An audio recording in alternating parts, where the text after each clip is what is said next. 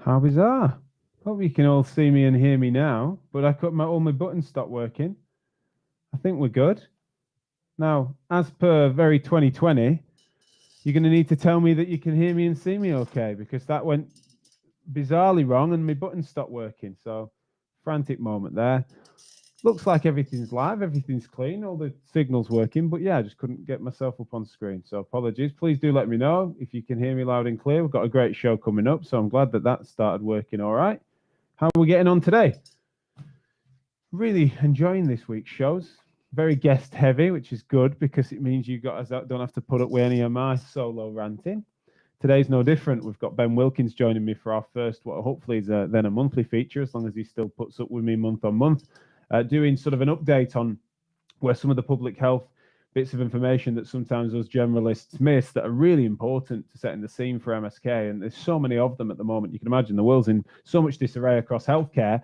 And, you know, there's so many things that we sometimes should be across that we're not. And I feel increasingly guilty because it's definitely something I have massive interest in, but it's just increasingly difficult to keep on top of. Whereas some of my friends that are specialists in that area can instead inform us and give us a little bit of chunks of information and direct our eye to some of the interesting news. And so that's what Ben's going to be joining me to do today. Before I do, I just want to just make sure we get stuck into a couple of things that Monday's show announced Tom Jessen's book, which he then did, as promised, deliver the next day, which is, of course, on sciatica. If you haven't seen it already, it's now on sale. I will just, if my buttons are now working, I will send a link to the book on the functions. If you're watching this on YouTube, Facebook, Periscope, I think on Twitter, I don't think it works on LinkedIn, but generally speaking, you should then be able to, if I put that up as well there, I've just posted this, tomjessen.com/the book is book one of Sciatica Clinician's Guide. What is it? And really important that you get that book. I mean, it is absolutely as phenomenal as I was hyping it to be on Monday. And so please do check out Tom's work if you haven't already. And then also you can watch Chewing It Over on Monday, in which we get stuck into why he's written it, etc., which was good. Funnily enough, as is the wonderful company I keep these days, another close associate and partner of ours, Emma Brockwell, has a book out today, which is available on Amazon. Why Did No One Tell Me? A Woman's Guide to All Things, say, postpartum, as well as then various different women's health nuggets written for, but hugely valuable for therapists too, and especially for you to be able to guide some of your patients. If you're an MSK physio or therapist, you're just definitely in a situation where guiding people's eyes to something like this and a trusted resource by such a brilliant person and great writer is really valuable. So again, if my buttons are working okay, you've then got an Amazon link to, a bit less of a catchy title than Tom's, admittedly, this one, but I've just posted it into the comments section that hopefully has gone out, so you can click on that too. Please do check those out. Absolutely brilliant people, brilliant books, and certainly something that makes me pinch myself that I have these people in my phone book. And so the ability for me to promote their work is an absolute privilege. And so similarly, I want to bring in my friend Ben Wilkins. Ben, can you hear me okay? Yeah, I can hear you fine, Jack. How funny, you're on the other side of my screen because I abandoned ship all of a sudden. I thought everything had gone wrong then, but everything's back on track, I think, mate. So today we wanted to get stuck into some of the public health variables that affect MSK that sometimes we take our eye off, but they should colour everything. Could you get us up to speed straight off as to what you felt it was worth us prioritising today? Yeah, so the area I wanted to bring up first was around elective surgeries, particularly orthopedic surgery. So really interesting reading in December, the British Orthopedic Association, the BOA, put their current position on elective surgery.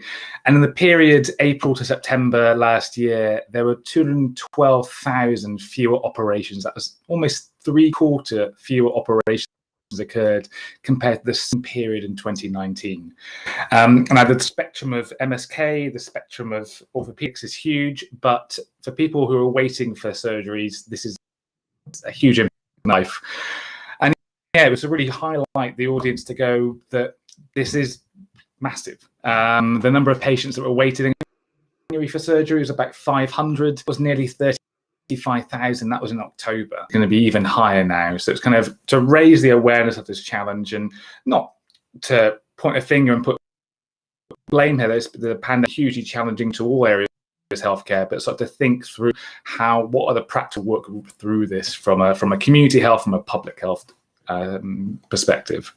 Absolutely. I think that's one of the things that's a great place for us to start, because it's an example of a consequence downstream of various different public health challenges that it almost is a caricature example of what MSK practice is pressured by when it comes to orthopedics and the ability for us to indicate surgery where it's necessary, but also the physical and mental health sequelae that comes from not being able to get a procedure that is indicated. And the fact that sometimes that means that we need to recognize that as services and as individual clinicians to try and work out, right, now is a time where we do need to double down on recognizing the holistic factors affecting someone's symptoms, because they're not going to be able to get, whilst surgery is unlikely to be a magic bullet, it's certainly something that when it's appropriately indicated is something that when we've got that delay, we know the consequences on people's health and well-being is going to be significant, and we can alleviate it with the appropriate management. So what I wanted to ask you on that, though, Ben, is that, and this is, I was wrong to probably skip an opportunity for you to give a bit of a bio introduction. Sorry. So if you can give people an insight into what you do, and then also my question to that is, what is it about the circumstances we find ourselves in that mean the typical resources and opportunities that would present themselves to correct for that issue? How are we limited in that way? Yeah, sure. So, yeah, my background is, but then got more interested in community health. Did a postgrad at Oxford, School of Science, did some papers on the role of rehab for hip and knee replacement, as well as looking at peer support, community support services for people with MSK conditions.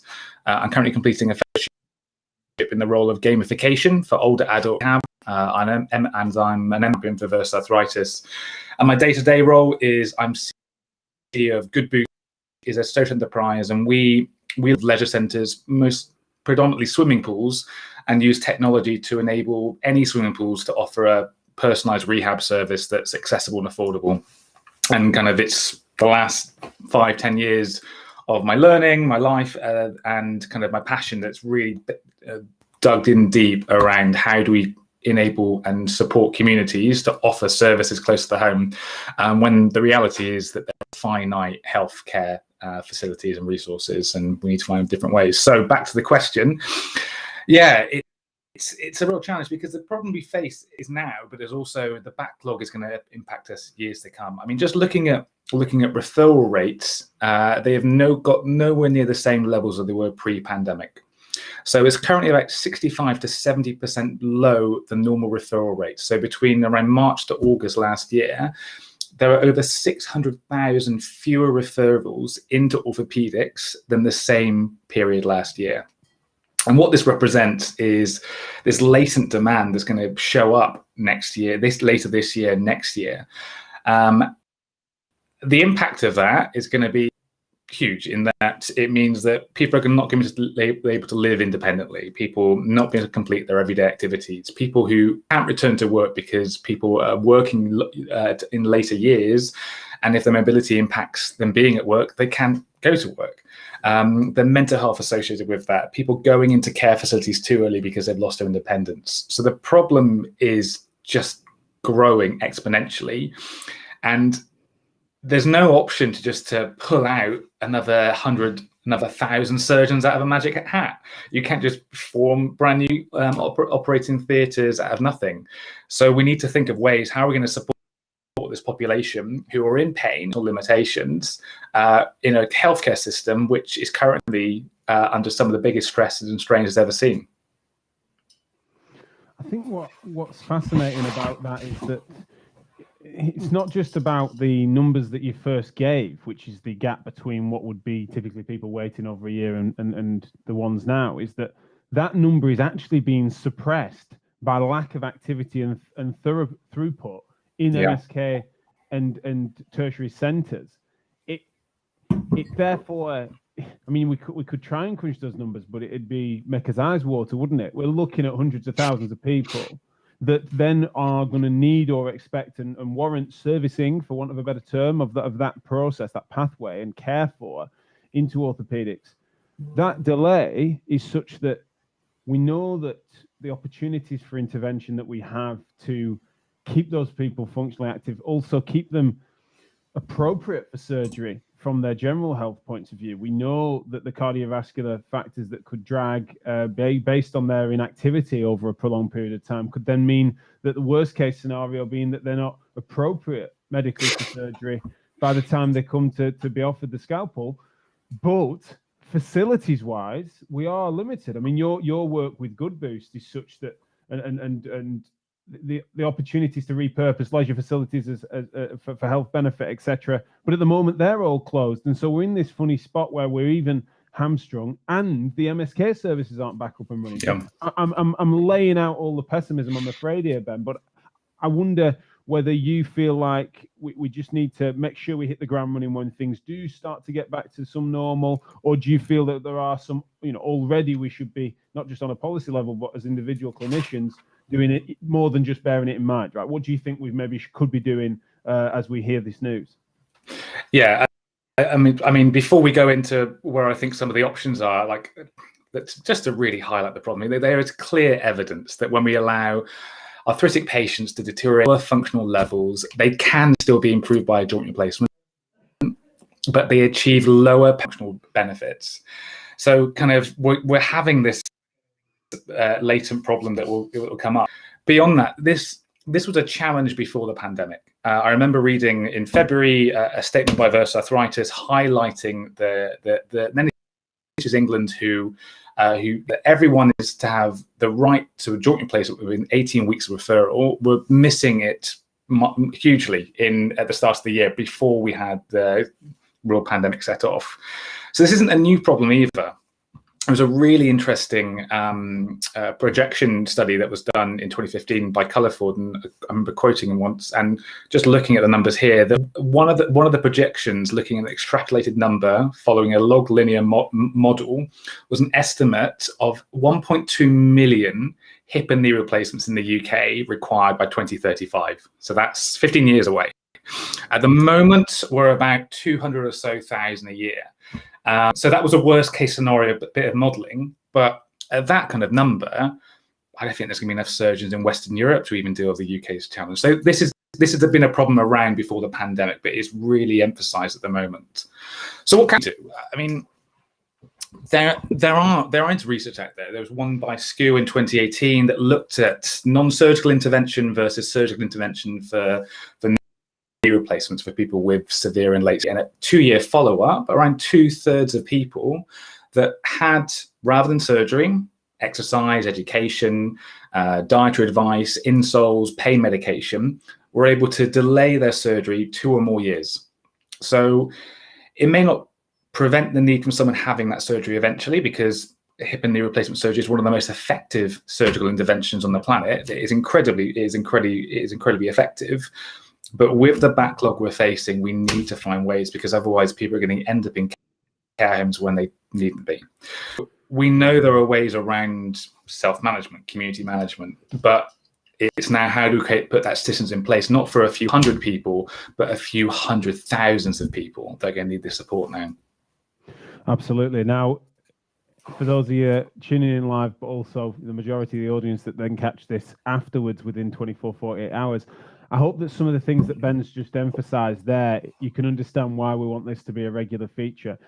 These things map on so accurately to some of the classic health politics issues of our time, right? We all know the consequences and challenges that have happened politically with regards to health and social care, right? What Ben's just described there, downstream of that is the economic and social consequence of people then requiring more health input by the state and beyond, and families and all the other things that brings, if we don't find a way to appropriately rehabilitate people, even if it means just delaying what might feel inevitable. But also you've got those more, say, moderate style with OA that then probably wouldn't be being able to be offered surgeries that would then mean that they leave the workforce, right? These are huge issues and stuff that we need to highlight. My question to those of you that are tuning in live, if you fancy getting stuck into this with us, is, are these numbers surprising you like they are me? Are these things that you're considering? Do you feel like a cost-benefit analysis is occurring across the board at the moment in such a way to keep you informed with this? And if not, what would you feel we can do, and what would you like to do to sound the alarm across our network? And so please do get involved if you can answer those questions and ask anything you have of me and Ben on this. One thing before we move on to our next little subtopic, really, Ben, is when we're considering the interventions that therapists can offer, especially those that are contemporary and thorough and biopsychosocial, what I always think people miss is the opportunity that people perceive that those that need the surgery are inactive just because of pain. But we know from Toby Smith's work and others that have demonstrated that those that then go on to have replacements don't necessarily return to pre-pain activity levels in such a way that there's clearly something more to it than that. Permission to move is enormous, and that often that baseline reassurance seems some low-hanging fruit for us. Do you think that actually, I'm probably, when being pessimistic, underestimating the opportunity for just enlightening people with this information and as acting on that low-hanging, taking that low-hanging fruit and just offering that reassurance that more can be done, that your structure isn't destiny and the like? Without a doubt. And Toby's work is fantastic. And it's exactly that. I mean, there was a reverse arthritis research report last year that highlighted that a quarter of people living with MSK conditions have been advised by a clinician that they should move less, not more. And so it comes down to even information and messaging out from healthcare professionals. Yeah. Because if people are getting messages they shouldn't be moving, when actually all the evidence behind is that for the vast majority of people, physical activity is one of the most important things they can do to manage their pain and function. Even from the get-go and the messaging, that needs to be fixed too. Even before we look at how we put better service in the community and stuff like that, and how do we get better peer support options, just at the very basis of kind of the information coming across from clinicians, because from patients' point of view, that is the authority of what they should and shouldn't do. So it's so critical that message is correct each time. But beyond that, I mean, the topic we're going next, like really kind of explores what could be done in the community. But before we go into that, there's one last point I want to raise. Is my other concern is also kind of wiping the option is everyone should go and do some more exercise, lose a few pounds, and think more positively. That's not the grand solution. The other challenge we face is that there are a lot of people who are at late stage OA, people who would have normally been referred, or people who are on waiting lists, who may or may not be calling at their GP or consultant because actually they should be, because they've suddenly got bilateral pain. They've become hot and swollen. There's something more severe than what was originally triaged and assessed, and is making sure that there's an education component that if it is rapidly progressive in Europe and you're a patient, call your GP. The worry is that people are into a mindset of, I'm not going to bother my GP at the moment because the health system is dealing with so much, that just pushing them back to people to go, just do some more squats and eat some better food, and that's the main thing you can do, is also not the sole isolated message as well. So it's kind of that balance of risk management too.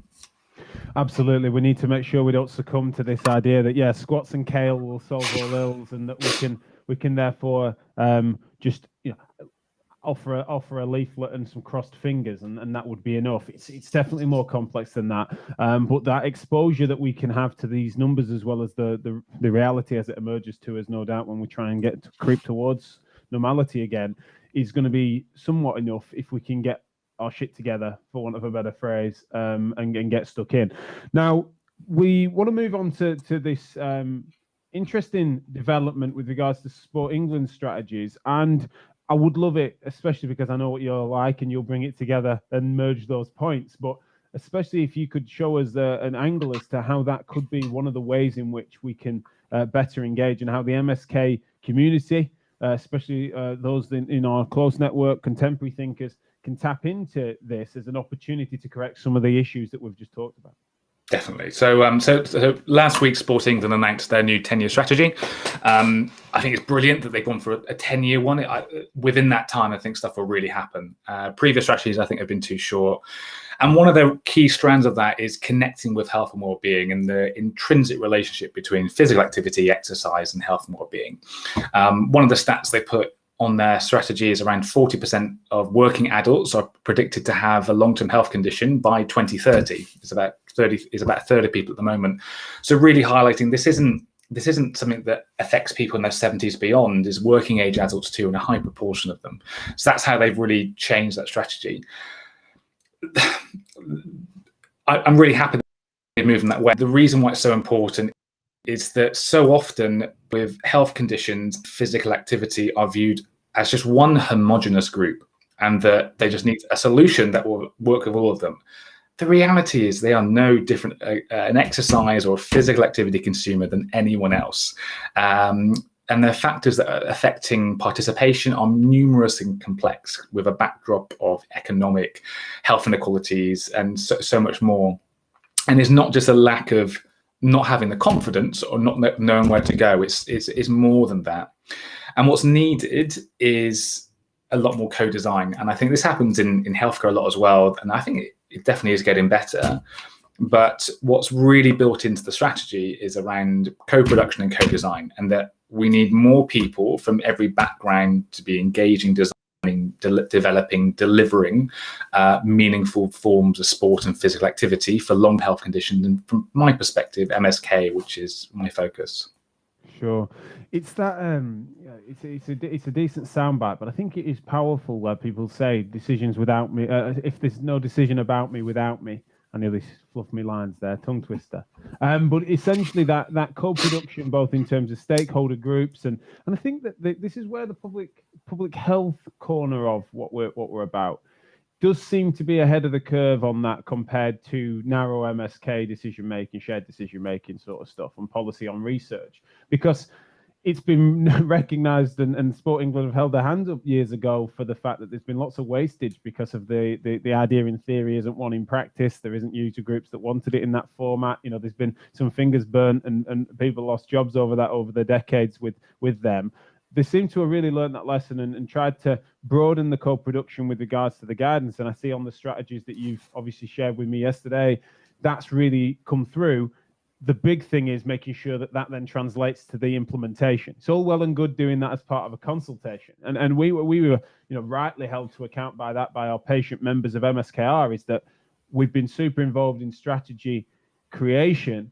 Please make sure we're as involved, if not more involved, in implementation. And it's been a fascinating point to make, because that is something that sometimes gets overlooked. With regards to the way that this strategy plans out, what percentage, if I had to get you on a percentage, what percentage of what Sport England have put on as their 10 would you say are of a massive priority, overlap with MSK's priorities, in your opinion? Yeah, as a percentage, maybe not long-term health conditions, I think within that strand of their being is all of it. But it's also so much broader long-term health conditions as well. I think that's also one challenge, is that the We Are Undefeatable campaign, which came out 18 months ago or so, that were led by the Richmond Group of Charities, was fantastic. But it was also all around long-term health condition majority, and actually health as a spectrum so much broader than that. And is there going to be an exclusive sport offering only for people with long-term health conditions and not for other? Anyway, that's another problem. But what it has the opportunity to do, I think, is deliver on a lot of the NHS's strategy as well. Care close to the home, self-management, the opportunity for volunteers to support more. And kind of in Armour's January newsletter, Sue Brown, the CEO of Armour, kind of highlighted the need for secondary prevention programs, and highlighted things like Escape Pain and Good Boost. And what I think this new sporting strategy can present is an opportunity for the health services to really work with sports organisations, really work with leisure operators and sports and recreation alliances, national governing bodies of sport, to look at how can those organisations offer a genuine, tangible health and well-being option for physical activity as secondary prevention programmes for long-term health conditions, including MSK. Yeah, absolutely. I think that one of the fascinating things as well is trying to help people to make the linkage. But we've got Sport England, so sport, exercise, activity, trying to recognise what's downstream of that, so that people don't think of Sport England as being funders of just elites or things that we'd watch rather than participate in, and people.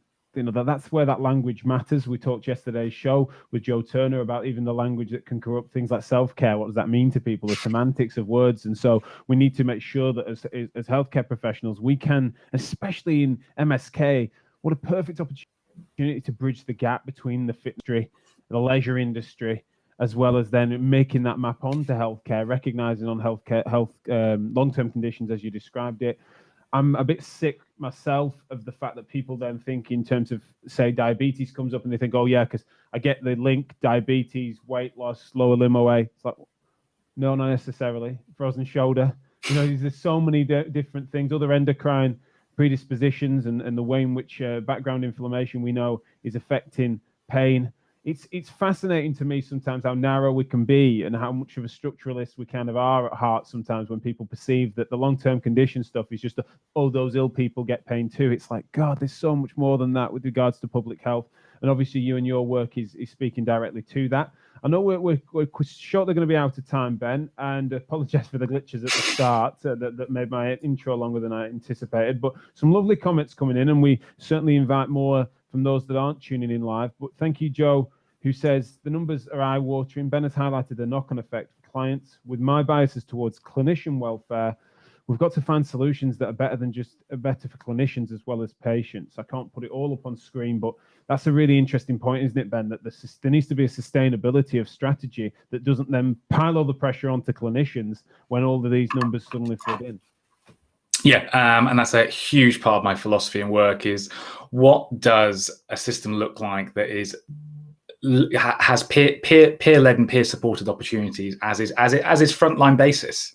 How do we work with existing community assets, leisure centres, church halls, faith centres, through technology and training so that volunteers can offer safe, appropriate and suitable forms of self-management, education, exercise. Because we can figure that out and it works through a continuum within the public and community health services, then suddenly, even though these numbers are eye-watering, and they are, Joe, there is a way to make sure that we can start to tackle them without it adding unneeded burden and pressure on clinicians. That's a huge thing that needs to be focused on. Facilities, technology, gamification. I've just realized that I need to get you and Joe Turner together because the ways in which those three things that you are obviously of a prime focus on will offset some of that clinical pressure that can occur and the overwhelmment that can overwhelmment, is that a thing? Word? No? Overwhelming. Yeah. It could be overwhelming for clinicians and the services. And those things could offset that, and that strategic approach I think would be smart. So let me get you two on a call. I think you'll get on like a house on fire. James Tomlinson, thank you for listening, James. Really appreciate it. Also, let's just highlight that James posted one of my favorite comments here, which when you post something like that as a comment, even when it's on a particular point I've made, I can just flash that up to every point I've made. Right, so I can say whatever I want and I can put exactly Jack or a thumbs up on there. So thanks, James. I really appreciate comments like that because I can repurpose them as if I'm getting social support on every little bit I witter.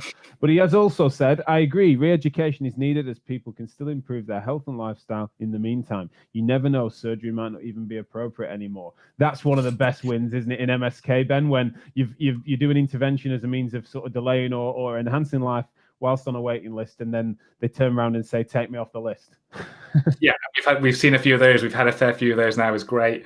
And yeah, with hip and knee replacement, one of the most effective surgeries, maybe not appropriate anymore. There was a really interesting came out about knee arthroscopies and actually those sham ones versus real ones. Yeah. So there's a really interesting part around the education element and what else can be offered rather than just surgery. Yeah. Yeah, absolutely. Right, so we're nearly out of time, but could you tell us a little bit about what we've got in store for these as being our little monthly feature where we do these newscasts on public health? Exciting that we've got some good guests coming up, aren't we? Yeah, so we've got a thumbs up from Swim England, who is the representative body for swimming and aquatics in the UK, that have said that they're happy to send one of their team members down to bring their position, their statement, what they believe national governing bodies of sports can offer in a way of bridging the gap between elite physical activity, such as through to community services that can health and well-being. So, we've been working with Swim England for a few years now, and a leading example of how, with the right ideas and the right people in the team, that huge solutions can happen that can have a massive impact on overall health and well-being. Fantastic. No, that's brilliant news, and I'm looking forward to that already. So tune in next month. We're going to get a bit better at sort of sequencing and scheduling some of this on social media. So Tune It Over is now, its guests are now emerging ahead of time. Last year we were obviously piloting this, but these frequencies working, and certainly the technology is behaving itself a bit better these days. So you'll start to see a diary and a calendar emerge, and we'll make sure we get that out there so that you can tune in to hear some of what Swim England have got planned and how that links into and how they're supportive of us as MSK reformers, and obviously Ben and Good Boost work to try and link that, bridge that gap between leisure and healthcare in such a way that can help an ever-challenged circumstance that we find ourselves in. Thank you so much for your time as ever, Ben. Where can people find you on social media, mate? On Twitter, I'm at Community MSK, and that's my main social media handle. Fantastic. And check out Good Boost as well. Really important that you do so. If you haven't noticed already, we've been supporting them through Physio Matters and Therapy Live, and that relationship continues into this year. So thanks again to Good Boost for supporting that, and we look forward to getting them back in the pool and getting you guys engaged with their materials more and more as we return to some normality. And I look forward to us catching up each time, Ben, as we hopefully have more promising news on leisure centre reopenings as time passes. So thanks, mate. We'll speak soon. Cheers, Jack.